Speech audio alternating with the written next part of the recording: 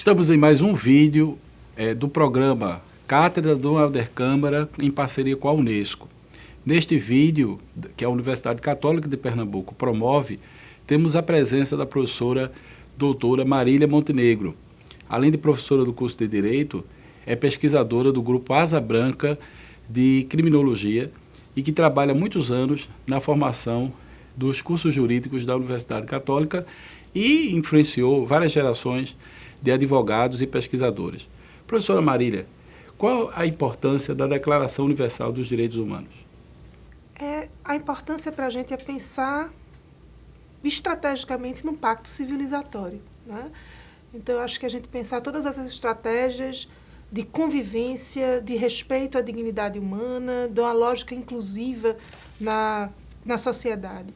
Então, após o momento, no momento histórico que ela chega para convocar os países para esse pacto civilizatório, né? Então, eu acredito que é um marco para a gente, um marco muito, muito importante e que precisamos revisitá-lo sempre, né? Como pesquisador internacional, não é? Você tem contribuído com vários estudos e pesquisas. Como você sente a importância dos 70 anos da Declaração para a história da Declaração dos Direitos Humanos e para também o direito no sentido da esfera internacional? Eu acho que a importância para a gente, e a gente vive um cenário nacional extremamente complicado nesses 70 anos, né? E esse cenário nacional é um reflexo do cenário internacional.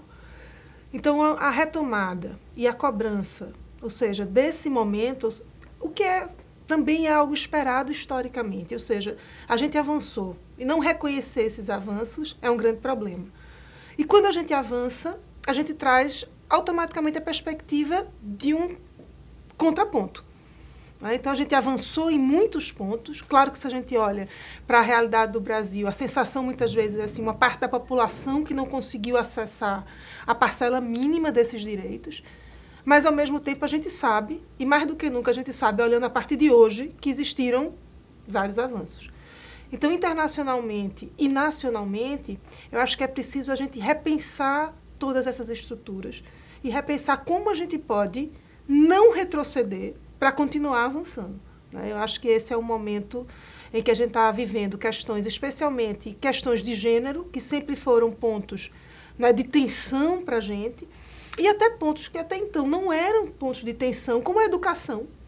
Elas passaram a ser pontos de questão, ou seja, a educação e direitos humanos para a gente hoje é um ponto de incômodo social, no Brasil e em várias outras partes do mundo, né? Então, onde a gente pensava que figuras, por exemplo, como Dom Helder Câmara ou como Paulo Freire, né, pessoas de perspectiva e respeito internacional, que são agregadas à imagem no nosso país, como pessoas intelectualmente fortes e de luta, elas são pessoas hoje que se começam para um processo de demonização dentro do nosso próprio país, né? Então, pensar essas perspectivas do local para fora e de fora para a gente aqui, eu acho que elas são imprescindíveis nesse momento. E por isso que é muito importante a gente celebrar esses 70 anos, não é? Celebrar sabendo das conquistas e sabendo também que a gente precisa pensar como não retroceder e continuar avançando.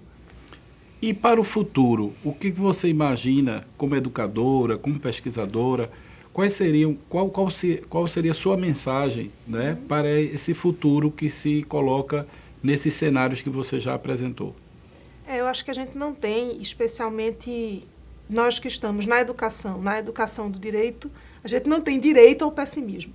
A gente precisa entender que dentro desses 70 anos, dentro desses 30 anos da nossa Constituição, nós tivemos a consolidação em vários aspectos. E agora é o momento da gente pensar, não é, essa consolidação, como ela se deu, quais foram os equívocos e como a gente pode continuar nesse avanço no processo, por exemplo, nosso aqui, no processo educacional, né, no processo de educação crítica. A verdade é que a gente sempre associou no Brasil, por exemplo, e a gente também não dá conta de dar a esse fenômeno a dimensão maior do que ele tem, que as pessoas que trabalham com direitos humanos são defensores de bandido. Então, isso a gente nunca conseguiu sair desde a nossa ditadura militar. Ou seja, essa perspectiva negativada de pessoas que levantam essa pauta. Então, sempre existiu essa perspectiva ou esse ranço por parte da população de que essas pessoas que estavam defendendo direito de outras pessoas, não é? Elas eram pessoas que estavam defendendo a bandidagem, defendendo uma série de perspectivas negativas socialmente. E eu acho que a gente precisa dar conta, né, de como a gente conseguiu avançar nesse discurso, mas como a gente talvez não tenha conseguido trabalhar na raiz desse problema. Né? Então, eu acho que essas questões nos 70 anos nos trazem, e o cenário atual da política brasileira nos trazem essas estratégias, né? De união, de pensamento, de saber do quanto essa educação ela é importante, no quanto a gente conseguiu formar várias gerações dentro desse pensamento, mas onde é que a gente ainda precisa avançar. Mas eu acho que a gente consolidou a entrada de muito mais estudantes na universidade, né? A perspectiva inclusiva para a gente de várias classes sociais. Eu acho que tudo isso vai ter os seus efeitos e isso vai ter também as suas consequências. Isso incomodou, mas isso já aconteceu.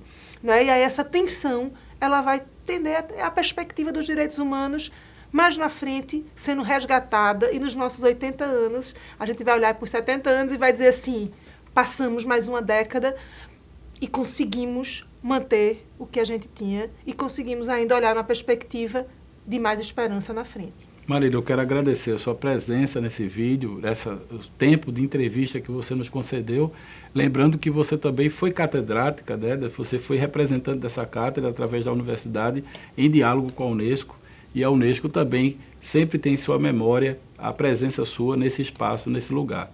Então, muito obrigado e por tudo, né? Não só pela educadora, que você é exemplo de pesquisadora, como também por ter fortalecido a cátedra na universidade e no mundo.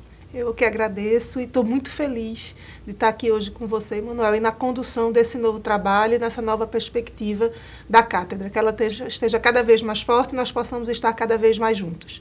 Muito obrigado.